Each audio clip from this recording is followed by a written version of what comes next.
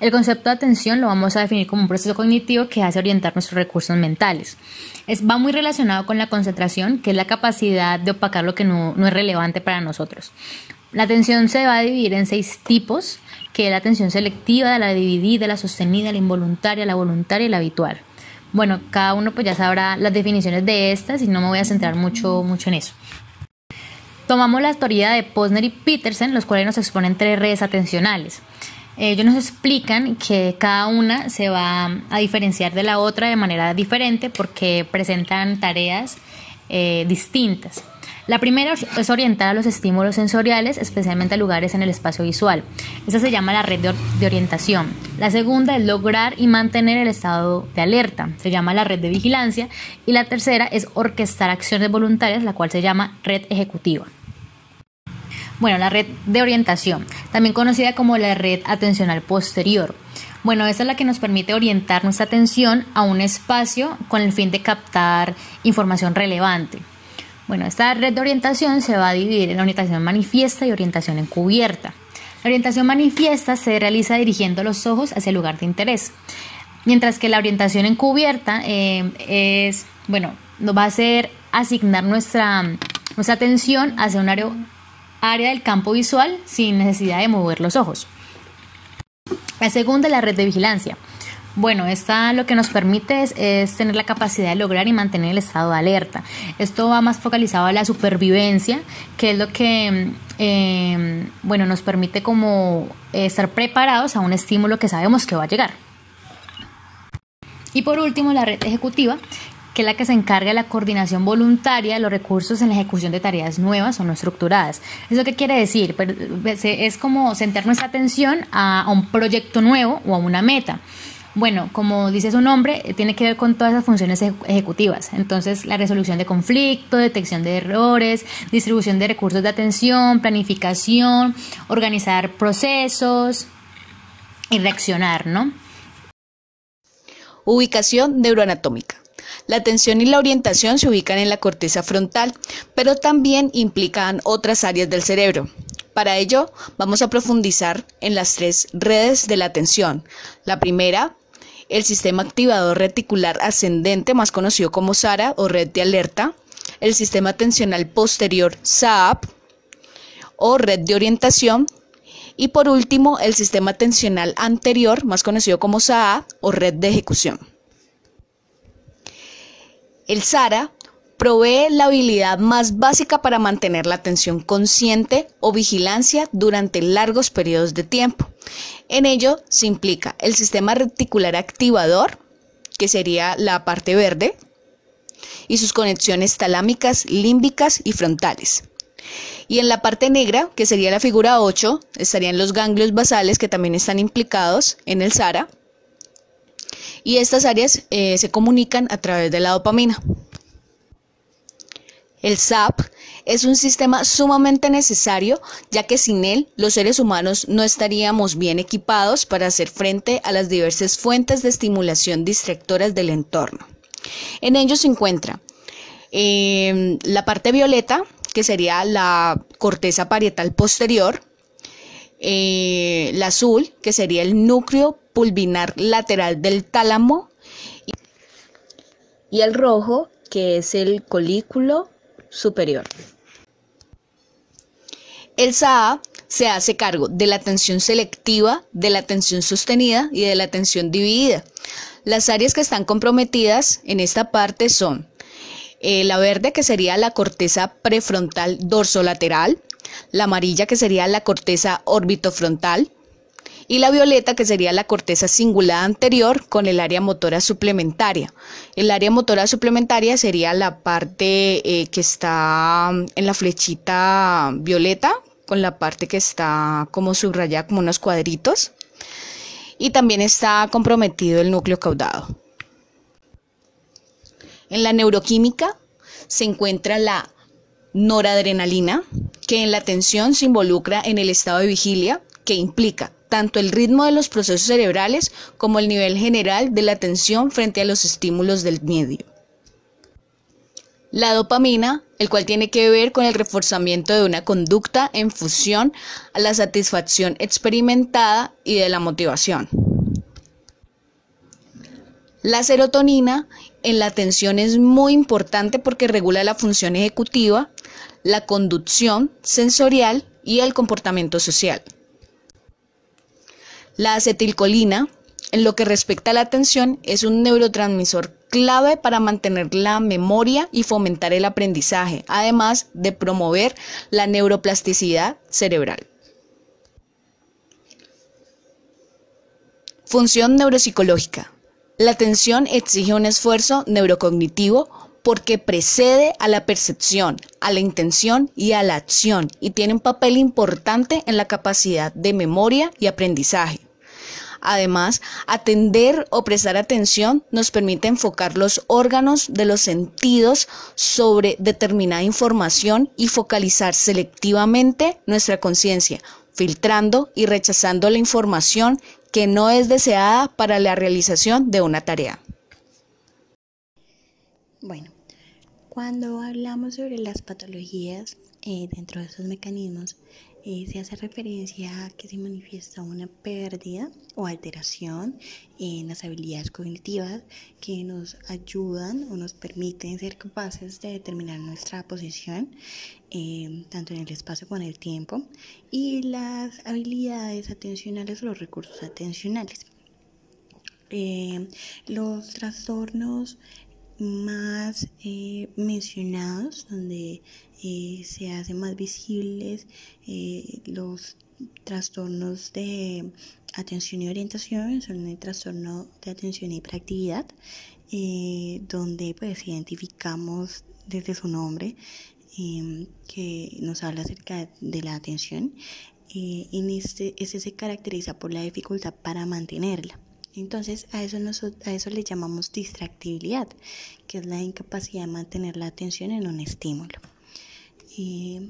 Tenemos también el trauma craneoencefálico, que es la afectación del cerebro causada por una fuerza externa que puede producir una disminución o disfunción del nivel de conciencia y conlleva una alteración de las habilidades cognitivas, donde pues podemos mencionar lo que es la atención y la orientación.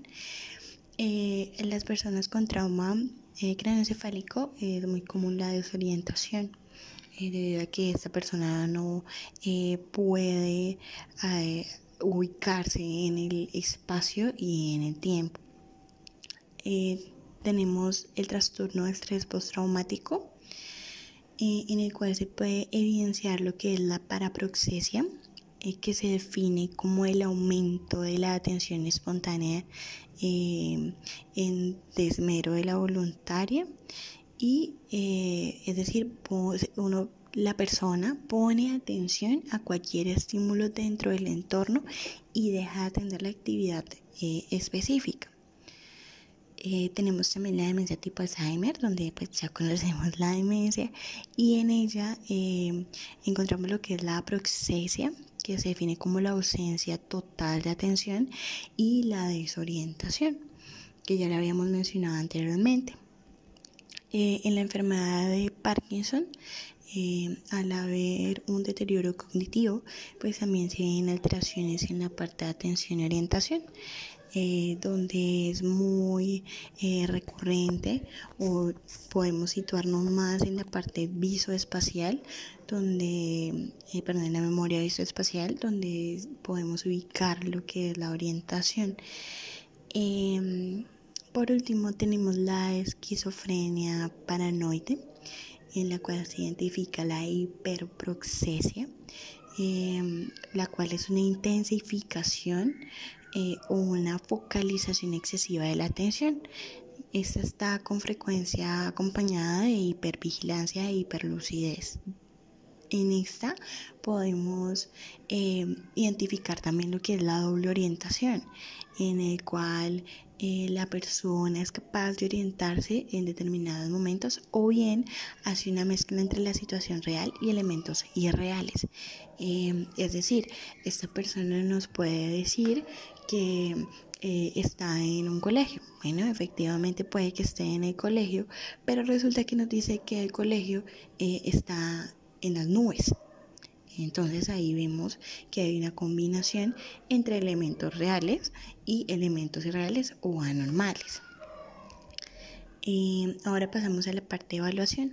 En la parte de evaluación tenemos que hacer énfasis en que las evaluaciones neuropsicológicas, para poder determinar si existe un trastorno o no de la atención o de la orientación, tenemos que tener en cuenta que la evaluación neuropsicológica tenemos que acompañarla de los recursos de neuroimagen. Entonces, las evaluaciones neuropsicológicas que podemos mencionar puede ser la MoCA, la Minimental, la figura del Rey, que nos ayudan a evaluar toda la parte de las funciones cognitivas, pero encontramos partes donde nos ayuda a identificar la atención y la orientación. También como dije anteriormente, esas deben ir acompañadas de recursos de neuroimagen, como lo son la tomografía de emisión por positrones o resonancia magnética funcional o tomografía computarizada, en la cual podemos evidenciar si hay un deterioro en las partes donde nos menciona la compañera Lorena. Bueno, muy buenas noches. Les voy a presentar el caso clínico que trajimos para esta ponencia. En esta ocasión, dado lo que hablamos anteriormente, donde los mecanismos atencionales y de orientación se ven afectados en diversas patologías, trajimos un caso de una paciente con enfermedad de Alzheimer. Esta es una paciente mujer de 58 años de edad, casada, que ingresa a consulta por primera vez. Su motivo de consulta o los primeros síntomas que refiere es la pérdida de memoria y de funciones ejecutivas. Lo observado en consulta, según lo que nos dice también su cónyuge y esposo, es que se evidencia un cambio en su comportamiento diario de algunas funciones, también en la realización de algunas funciones. Ella presenta un deterioro cognitivo progresivo, pérdidas funcionales, lentitud en el procesamiento y de ejecución de las instrucciones dadas. Sabemos que al mencionar un deterioro cognitivo progresivo en su vida diaria, estamos haciendo referencia a un declive de sus funciones cognitivas, dentro de las cuales se encuentra la atención y la orientación. Esta paciente muere a los 63 años de edad por neumonía. En la siguiente diapositiva observamos la medición y las pruebas que se le realizaron. Primeramente, en consulta se le realizó un examen neurológico en el cual se evidenció un tono y potencia muscular normal, apraxia ideomotora leve y sin sugestión de disfunción cerebelosa, y también presenta una marcha normal. En su examen físico también arroja un resultado normal, no se presenta físicamente ninguna alteración que llame la atención. Por primera vez, o sea, cuando ingresa por primera vez a consulta, se le realiza una resonancia magnética. En esta resonancia se arroja un resultado de atrofia cortical generalizada leve, lo cual digamos que orienta un poquito el diagnóstico que se le da posteriormente de Alzheimer, enfermedad de Alzheimer en su fase inicial. En consulta también se le realizan dos pruebas neuropsicológicas. La primera es el test del reloj, que como la podemos observar en la figura 19, la paciente no dibuja números, no dibuja manecillas del reloj, no está marcando una hora en específico, por lo cual se evidencia que sus habilidades visoespaciales y ejecutivas son deficientes. También en consulta se le realiza un mini mental. Este mini mental arroja un puntaje de 14 sobre 30. Sabemos que el mini mental en sus categorías evalúa la atención y la orientación por medio de diversas preguntas y tareas. Es preocupante el hecho de que esta paciente arroje un resultado de 14 sobre 30, dado que en la calificación de esta prueba se dice que la demencia o un paciente con demencia tendría un puntaje aproximado de entre 12 y 9 puntos, y esta paciente está muy cerca a ese puntaje, evidenciando nuevamente el deterioro cognitivo que les venía mencionando anteriormente. Posteriormente, la paciente tiene un agravamiento de todas sus funciones generales, por lo tal tienen que remitirla nuevamente a consulta y internarla en un hospital, en un centro médico. Allí se le realiza una tomografía computarizada donde se evidencia una atrofia cortical global marcada generalizada. Esta es la figura 20 que se muestra aquí abajito. Ahí se puede ver la atrofia que presenta la paciente en la parte exterior, la parte más oscurita. Ahí se evidencia bien la atrofia que presenta. En el tratamiento, pues se inicia un tratamiento luego de la primera consulta con inhibidores de la colinesterasa. Luego de iniciar el tratamiento, 15 meses después, se le realiza nuevamente un mini-mental donde arroja una puntuación de 18/30. Es decir, evidencia una mejoría con el tratamiento que se le está realizando. 18 meses después se le realiza nuevamente el mini-mental y en esta ocasión presenta una puntuación de 13/30. Es decir, evidencia un deterioro bastante significativo, incluso más que el primer resultado que arrojó en el primer mini-mental que se le hizo. Dado a esto, se le agrega su tratamiento memantina. Estos dos tratamientos inhibidores que les acabo de mencionar son muy frecuentes en el tratamiento farmacológico de los pacientes con Alzheimer. Como les dije, la paciente muere a los 63 años de edad. Post-mortem se evidenció en el cerebro que presentaba placas y enredos con angiopatía amiloide y además de esto también se observó una prominente patología del cuerpo de Levy en la amígdala. Este es el caso que trajimos para esta ocasión. Quisimos evidenciar la presencia del deterioro y de las afecciones de los mecanismos atencionales y de orientación en una enfermedad de Alzheimer de un paciente con esta enfermedad.